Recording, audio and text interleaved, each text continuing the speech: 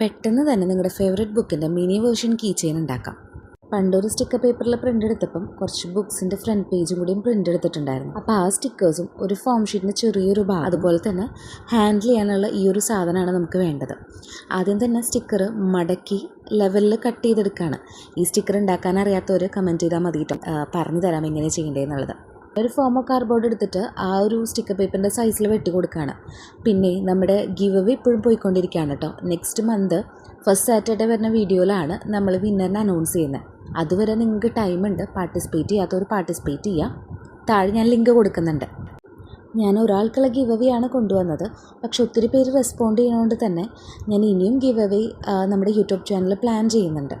ഇനി ഇതിലോട്ട് വരാം. ഈ ഫോമിൽ ഒട്ടിച്ചു കൊടുത്തത് ഇതേപോലെ വരയിട്ട് കൊടുക്കുന്നുണ്ട്. ആ ഒരു ബുക്കിൻ്റെ ഫിനിഷിങ് കിട്ടാനായിട്ട് 3 സൈഡിലും വരയിട്ട് കൊടുക്കുന്നുണ്ട്. നിങ്ങൾക്കിത് കാർഡ്ബോർഡ് പേപ്പർ വെച്ചിട്ടും ചെയ്യാം.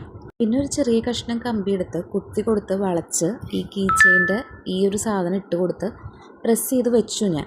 അപ്പോൾ എനിക്ക് എന്തോ ഒരു ഫിനിഷിങ് കുറവ് തോന്നിയുണ്ട്. അത് ഞാൻ എടുത്തിട്ട് 2 സൈഡ് അറ്റം മുട്ടിച്ച് ഇതേപോലെ ഈ ഒരു ഗ്യാപ്പിൽ വെച്ച് പ്രസ് ചെയ്ത് അമർത്തി കൊടുത്തു.